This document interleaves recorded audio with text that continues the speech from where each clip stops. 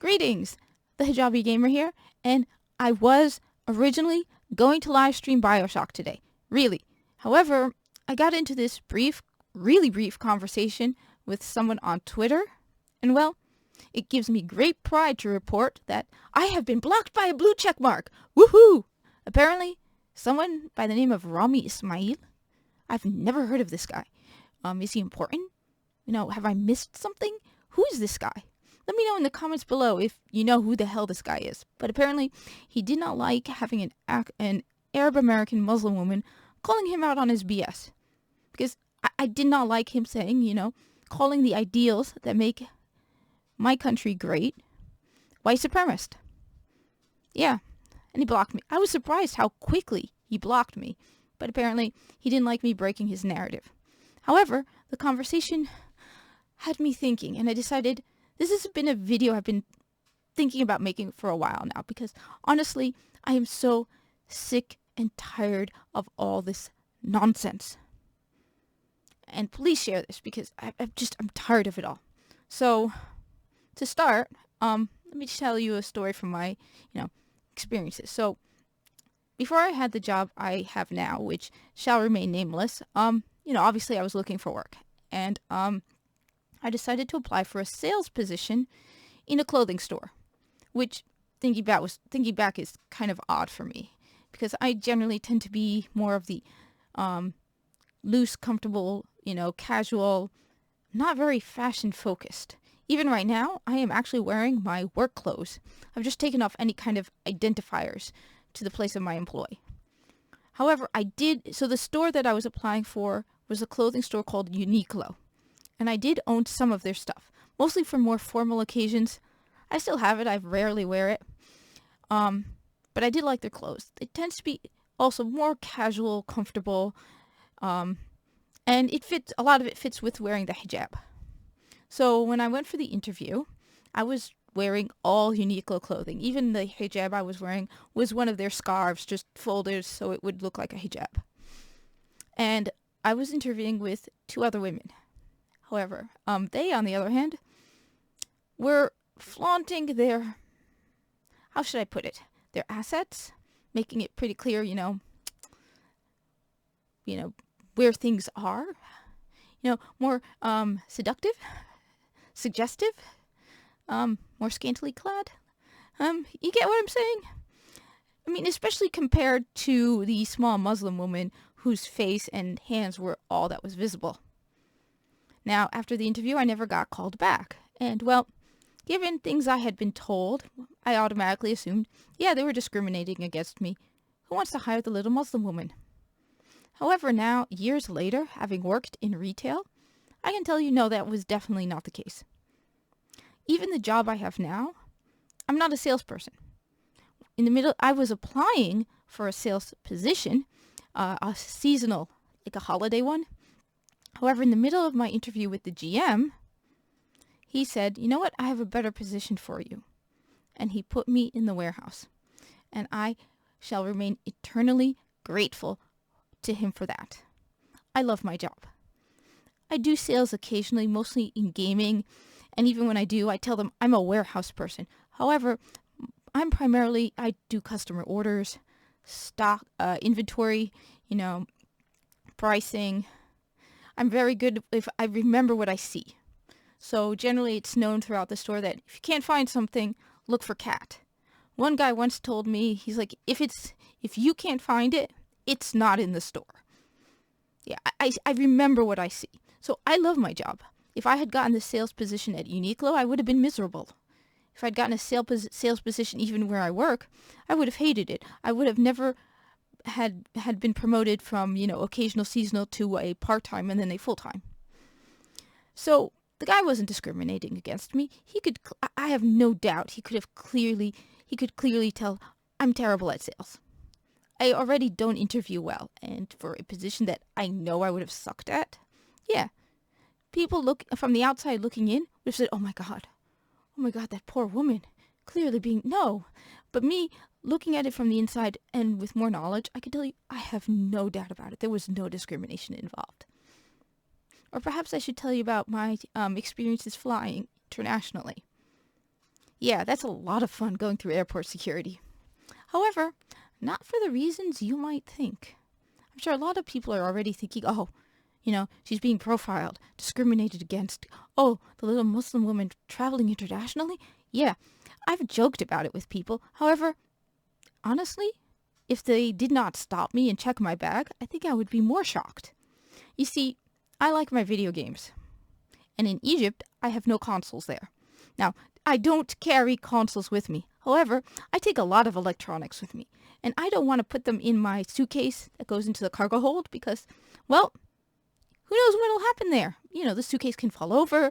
Things might accidentally fall out. No, all of my electronics I put in my carry-on. And I travel with a lot of electronics. Yeah.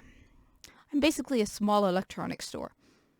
I have to have my PS Vita, GPD XD, 2DS XL, 3DS XL, Game Boy Advanced SP, Nintendo Switch, Nvidia Shield Portable, definitely a tablet, maybe a Kindle, my phone with my American SIM card, an unlocked phone for an Egyptian SIM card, a second unlocked phone for my family member. Usually I'm traveling with someone, family, for them to use in Egypt. Yeah, there's usually about a dozen electronics, and just electronics, which is even more suspicious. So you've got this small Muslim woman with a suitcase, like a backpack, full of electronics. Yeah, stopping me is very smart. I don't blame them. I'm sure a lot of people are like, oh my God, yeah, definitely discrimination. How could they? And I'm like, yeah, I don't blame them. So, when you tell people repeatedly to expect it at discrimination, that's what they're going to see. They're not going to re-examine themselves or the experiences. And don't get me wrong, I have experienced genuine, real discrimination. When I worked at the library, there was this guy who used to come, who refused to come to the circulation desk when I was there. Circulation desk is where you go to borrow books. There was another Muslim woman working with me at one point, and he referred to us as the United Nations. At one point, this guy went up to one of my Jewish colleagues and told her flat out there were no Jews living in the town we lived in. She lived there. Yeah, everyone thought of him as an ignorant man. An exception, an ignorant man, but just that was him. And no one took him seriously. In fact, we used to joke that I should bike by his house, stop in front of it, and pretend to fiddle with my bicycle chain, because that would probably freak him out. That's just one example. I have experienced real discrimination, but oftentimes it isn't the case. And to say that the United States discriminates, even when you look back to the time, 9/11 and what happened there, you can to a degree understand people were scared. A lot of people knew nothing about Muslims. I remember one of the things that 9/11 did was make people aware of Muslims. I would take time off from school for my holidays and no one knew what I was. No one understood. At one point when I was in 3rd grade, I told them my family was from Egypt and they put me in ESL for a couple days. My father was like, why the hell are they doing that? To call what makes America great, the whole melting pot, white supremacy, is disgusting. And this guy, Rami Ismail, is disgusting. And he has no idea what he's saying. I'm tired of it. I'm tired of the victimization and people enjoying being a victim. I can tell you, I had a guy recently at work call me an oppressed victim because I'm a woman. I was like, what are you talking about? And he was like, well, sometimes people are happy and don't realize they're oppressed.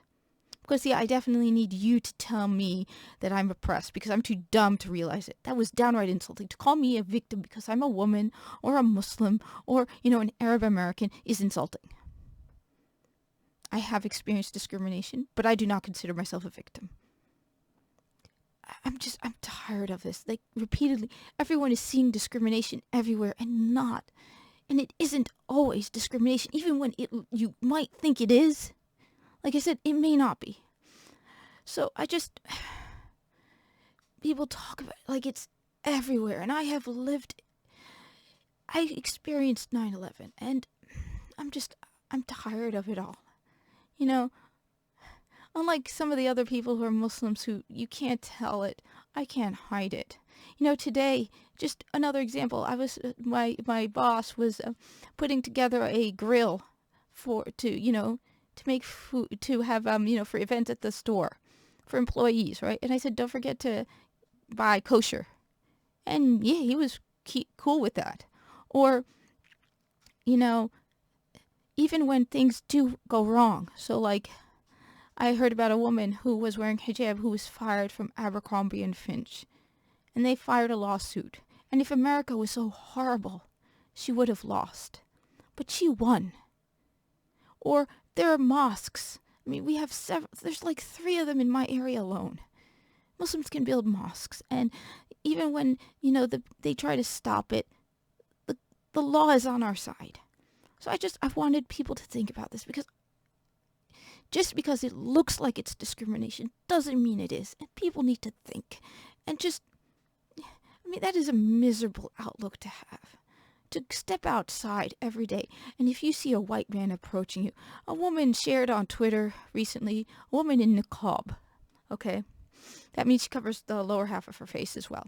And she recently come to America. She was talking about how she had a flat tire and she could barely speak English. And this large white man, stops. And she's terrified. She has no idea. She'd heard about things and she was scared. She wrote about on my Twitter. And she says the guy goes into his truck, pulls out his tools, and fixes the wheel for her. Yeah. So something to think about, because I just don't assume the worst of people. These people have such a horrible... Can you imagine a life like that, where every person you see, you think they hate you? Until you give me a reason, I'm going to see the best in people. Anyway, just something to think about. I'm frustrated.